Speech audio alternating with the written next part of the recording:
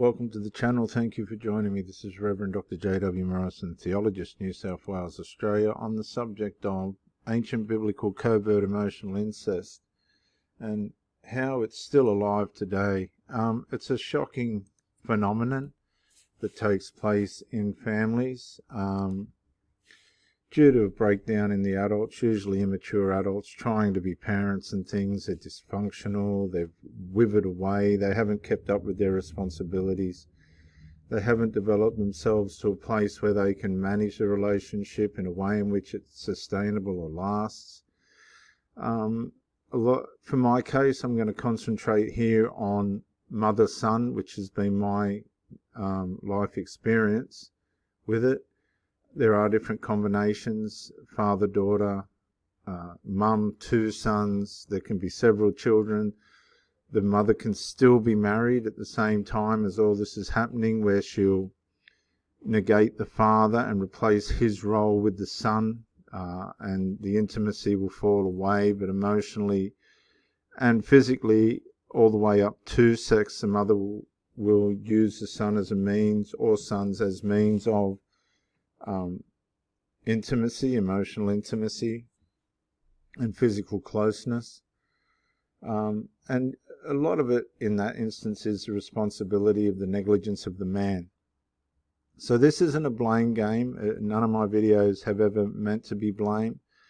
It's circumstantial. It happens to people. It's a epidemic now through the single mother epidemic, which is it's just out of control now because people aren't making relationships work or unable to help them to work, and these people that are wanting to have relationships and need to have company have all sorts of psychological stuff going on where they've been abused and neglected, and this is outside of childhood, this is in their adult lives. They've turned to their children as a means of a safe haven because there's that element where they can never be let down. But we're going to look at a biblical example of this. I'm not sure if I've ever heard anybody else ever do this. We're going to do it.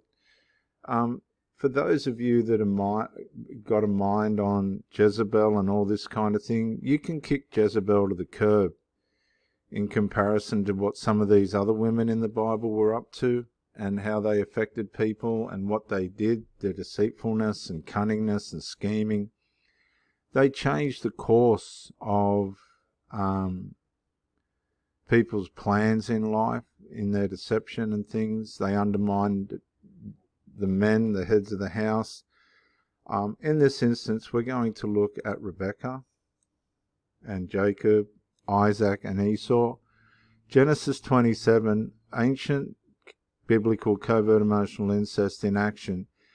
Again, if you think Jezebel was a person that needed to be feared, you look at Rebecca here. I mean, honestly, this is diabolical. It's a massive scheme, well thought out, well planned, against an aging and old husband. And there was lots of complications in this marriage anyway, and this is the cause of it. The spirit of this seems to want to undermine and annihilate masculinity. This could be a lot of what's behind the feminine movement and what's happened to people due to the letdown and negligence of men. I think what I'm trying to say, if you look deep into the spirit of this, the underlying problem with it all was the men to start with. There was just something that in the men that let the women down, an immaturity, I suppose, and a depletion of interest in the woman. But this doesn't stop it. I've put 100% into women at with all the women that I've had, and it hasn't stopped the problem of covert emotional incest. So let's continue with this example of Isaac, Esau, Jacob and Rebecca. I would say Esau's the scapegoat child and Jacob is the golden child. at this point in the whole thing, we see Isaac was old. And a lot of people are getting old before their time, alcohol, drugs, and all these other ways in which they're trying to navigate life. And his eyes were weak. And this speaks of people that don't seem to be able to discern things as well as what they could have and should have. And the problem today is a lot of people are suffering from this in young age, and we're not discerning things as we should. We're not navigating things as we should, and we're being used, and they're being discarded and used for all different reasons, where they shouldn't be, and it's becoming quite a dysfunctional mess. But here we see there's a weakness of discernment. Things aren't being seen right, and that he could no longer see at all. So he's gotten to the point where he visibly couldn't see. And he called his older son Esau and said to him, "My son." Esau replied, "Here I am." "Look," said Isaac, "I am now old." And ladies and gentlemen, please, if you're getting on in life like I am, don't muck around with people that are going to muck around and waste time and carry on and be silly. If you're in a relationship with somebody and you're just being used or a convenience, cut your losses and get out. Your mental health will fail, your physical health will fail. You'll become old before your time. People can wear you out, I'm telling you. There's a lot of abuse going on out there by commission and omission, by things that people are doing and not doing, that they shouldn't be doing and should be doing in relationships. He said, "I'm old and I do not know the day of my death." None of us know the day of our death. That's why there's no time to muck around with this stuff. "Take your weapons, your quiver and bow, and go out into the field to hunt some game for me. Then prepare a tasty dish that I love and bring it to me to eat, so that I may bless you before I die." So Esau's obviously been someone that could accomplish things and did things that he was asked. I know how this works. I got two sons that are just about to start their bricklaying businesses, and it's good when you see them do things that are accomplishments for themselves, and they're developing, and despite their failures and shortcomings and things, they're actually getting on with it and accomplishing. It's quite good when you see this happening for them. And now, Rebecca was listening. Now, that's not an issue, but it is an issue via motive. What are we listening for, and what are we going to do with what we've heard? Now, Rebecca was listening to what Isaac told his son Esau. So when Esau went into the field to hunt game and bring it back, Rebecca said to her son Jacob, and here, ladies and gentlemen, is the introduction to the covert emotional incest between the son and the mother.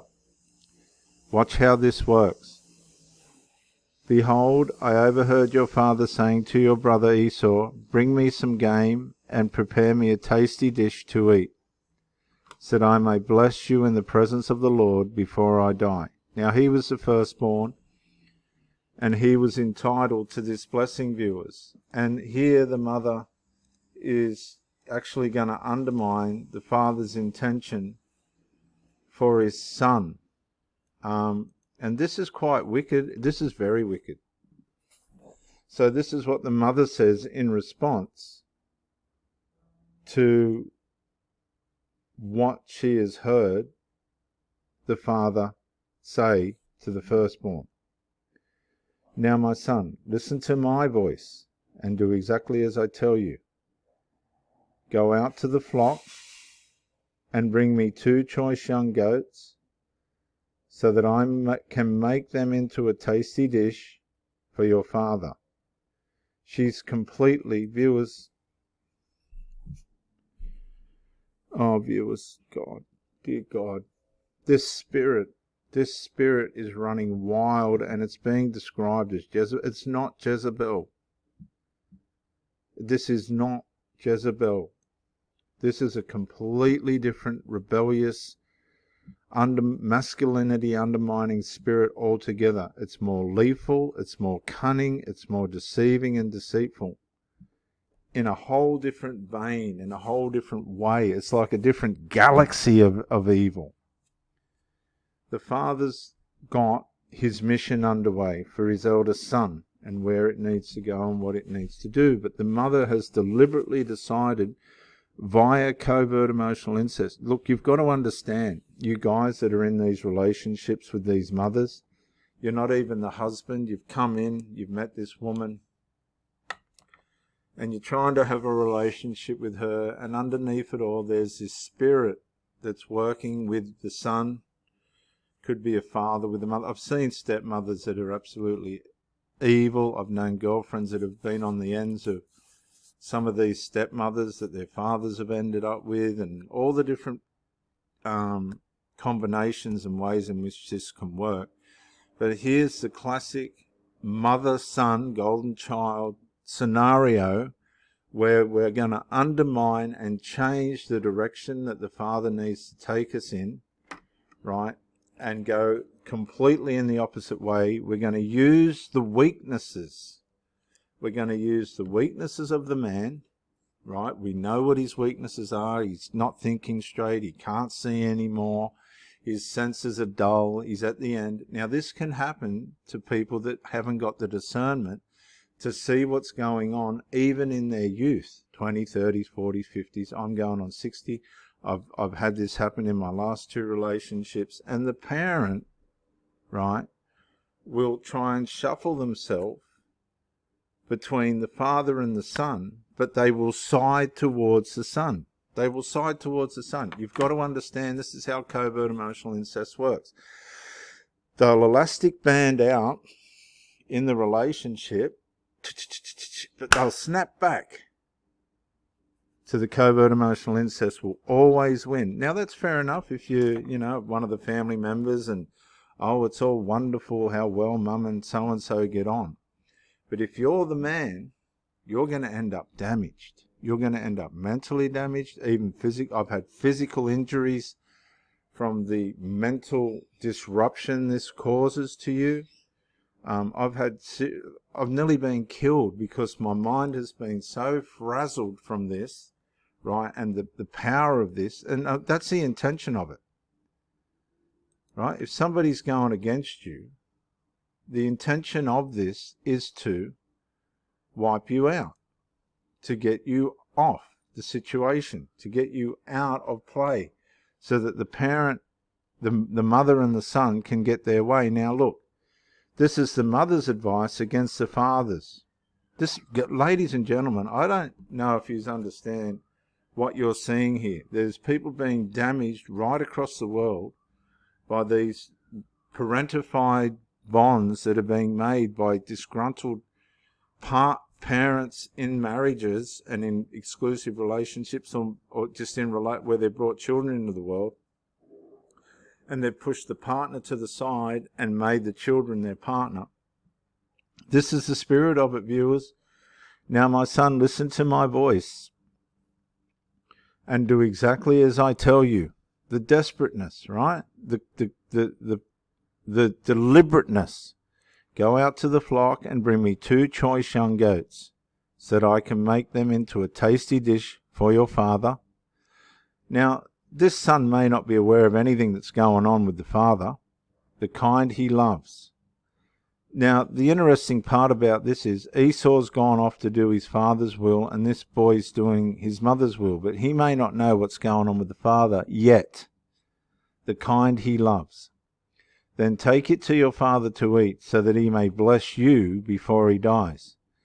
Jacob answered his mother Rebekah, Look, my brother Esau is a hairy man, but I am smooth-skinned. What if my father touches me? So he knows that this is an evil plot to rob the blessing from his brother Esau to his own advantage. These people know what they're doing to harm the men and the direction that the man's trying to take in these relationships. It's conscious scheming, right? Now, I've had this is the spirit of Jacob, ladies and gentlemen, who God used for his plan. he knew that he was going to deceive his father, then I would be revealed to him as what? A deceiver. And that's what these people do. Covert emotional incest, ladies and gentlemen, covert emotional incest is built on deception. The whole spirit of it is to undermine masculine leadership. The whole spirit of it. And I've seen these women try to get away from it.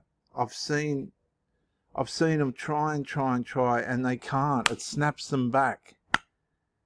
It snaps them back because it's a DNA bond. The maternal bond, the underlying foundation that's tied the mother and child together, adult child together, cannot be broken. It's a instinctive, unbreakable bond. And no matter how hard they try, I've seen these women try to break it to stay on my side. They just haven't been able to, and they just undermine you till you're worn out, till you got nothing left. And this is what he said. Then I would be revealed to him as a deceiver, and I would bring upon myself a curse rather than a blessing. So the thing that he was doing, covert emotional incest, ladies and gentlemen, viewers, men and women that are watching this, if you're with somebody that you think's in a covert emotional incestual relationship with their partner or their mother, this is bringing out the true nature of covert emotional incest. I'll call it enmeshment, call it parentification, call it whatever you like. The thing about it is, it's deceptive, and it's cursed. Okay? And these people are trying to draw out, okay, this is how it works. I'm going to put it to you like this, okay, for men. The woman's coming to you and drawing on your masculinity and strength, which she can't get from the child, and she's taking it back to the child to bless the child with and to carry on her life and relationship with the child. Now these people, right, I've had these young men absolutely hate me. I've done nothing wrong to them except help them. But by nature they hate you, and they will deceive and try and curse you.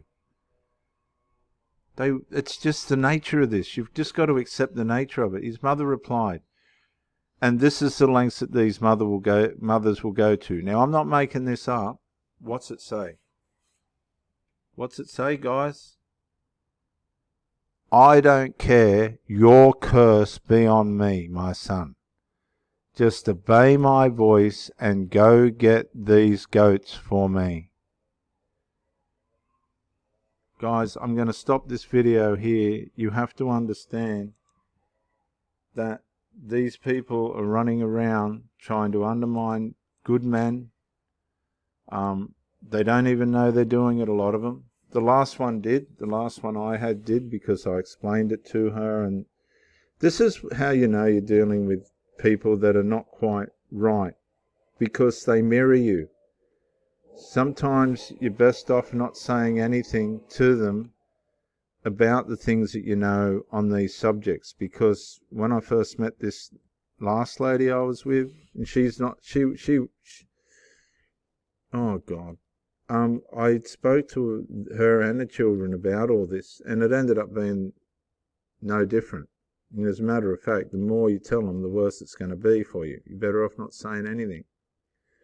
And I don't know what to say. You just see this deception and curse working, and you watch the women, and they're trying to break it. You can see them trying to break it, but they can't, because the damage that's been done to them by the person or partner they were with before you come along has just been too deep. And by the time they're finished with you, I'm telling you, I was completely oppressed. I was trying to make this relationship work. I think she was too, but you just can't break this covert emotional incest. And it was the son's hatred towards me that ruin the relationship in the end anyway. It's about micro-incrementally through dark triad, cursed spiritual powers and sinful nature, soulish powers, working against the man to divert his wishes in life, to divert the course of where he would like everyone to go, and to lead it into a place of cursedness. You look at the people of Israel. They'll be blessed in the end, somewhere down the line.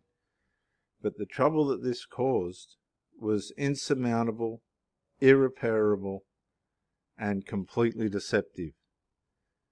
And again, I'm going to say, you guys worry about the Jezebel and all this. You can throw Jezebel down as a choir girl compared to what covert emotional incest does to people and their families. I have seen it decimate marriages, decimate relationships. And again, I'll say, you'll see these women trying to hang on to their relationship and they can't.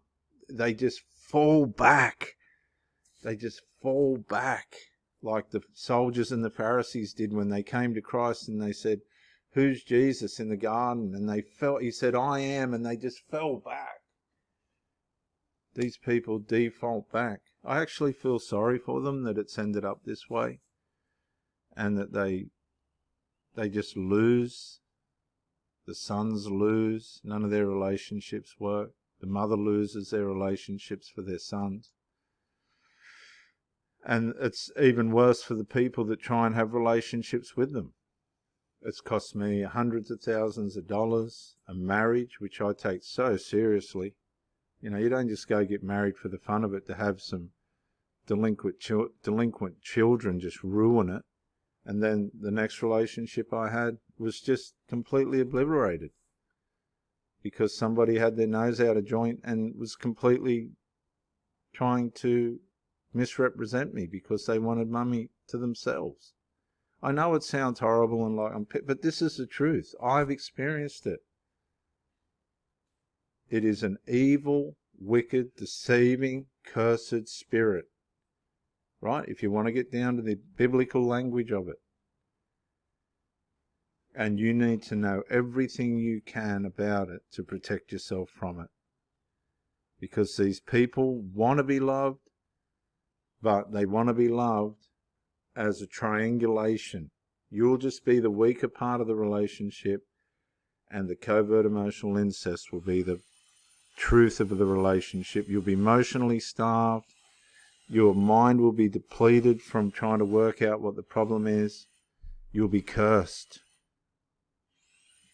Please listen to what I'm saying. If you see anything strange going on between the parents and their children, and you feel like it's just not parental, it's more than that. You're dealing with the deceptive, cursed nature of covert emotional incest, and you're being siphoned.